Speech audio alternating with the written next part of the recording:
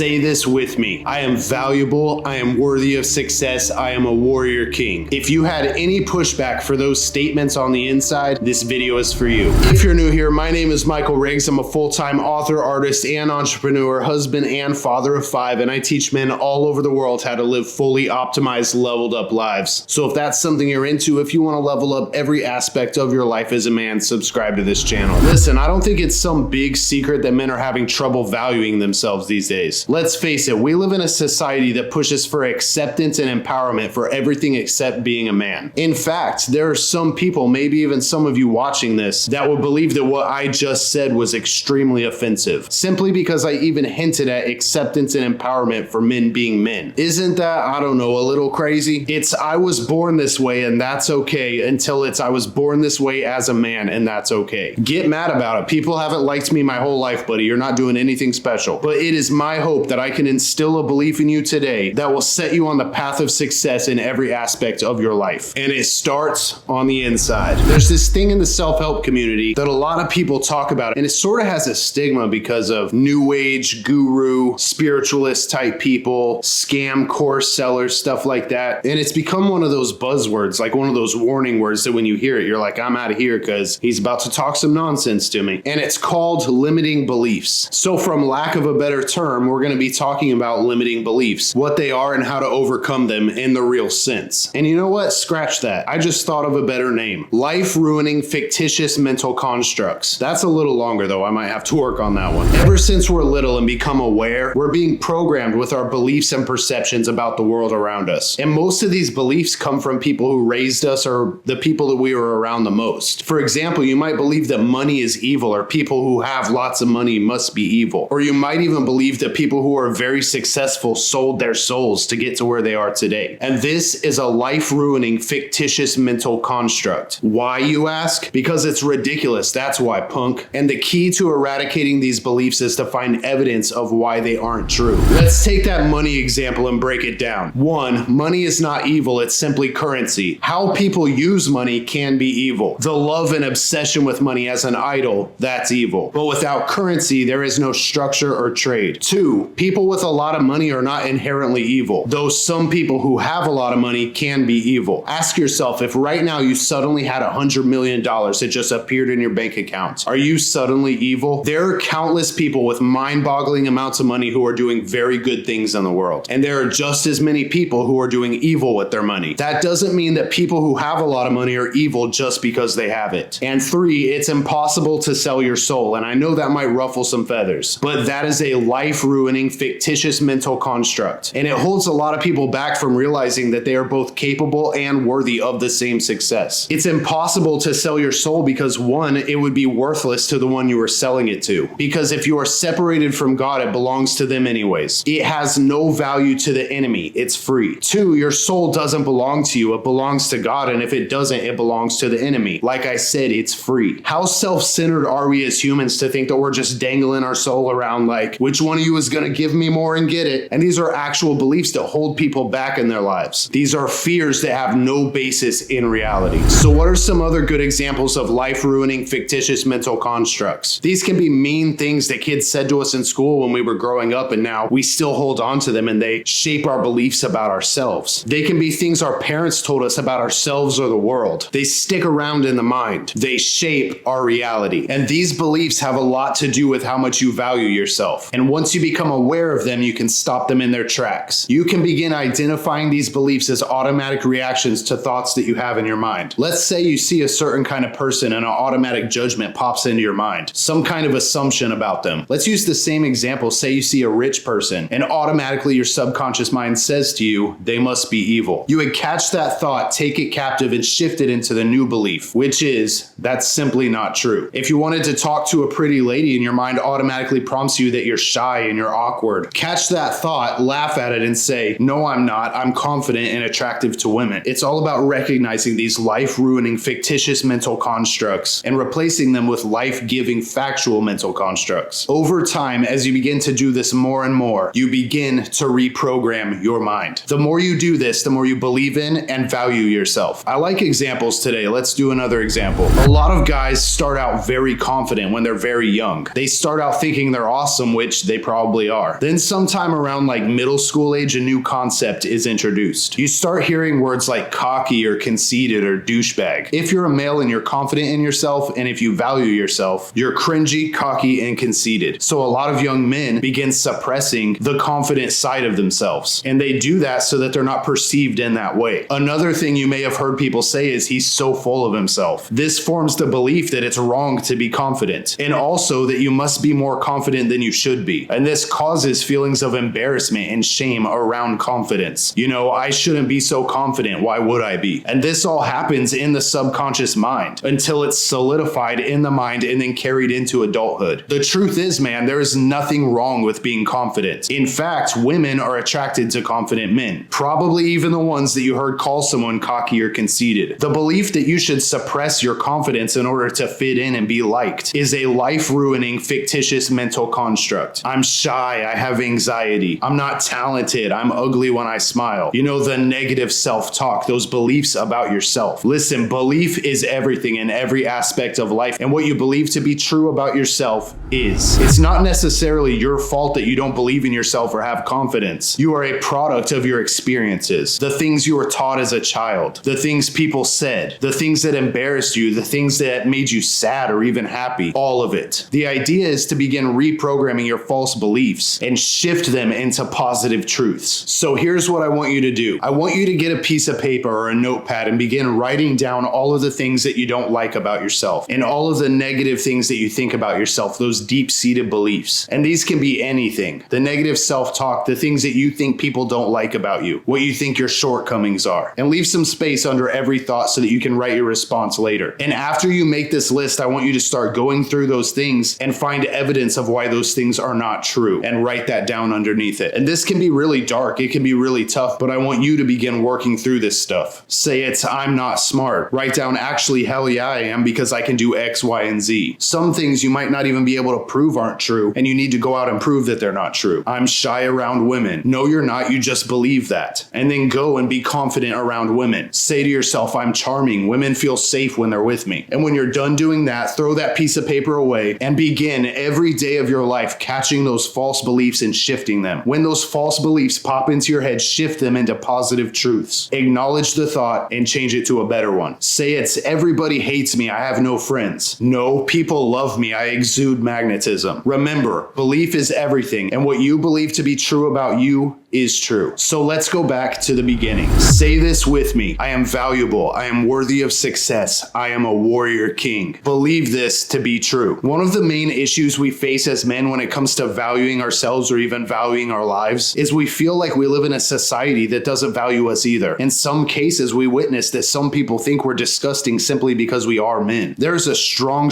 push for acceptance and empowerment of everything except being a strong man. And many men feel lost and broken and struggle to find their place in the world, and often suppress their masculinity just like their confidence. And that's exactly what I talk about in this video popping up on your screen right now. If you want to continue on this journey of valuing yourself more as a man, and I'll see you guys on the next one. Thanks, guys. Bye.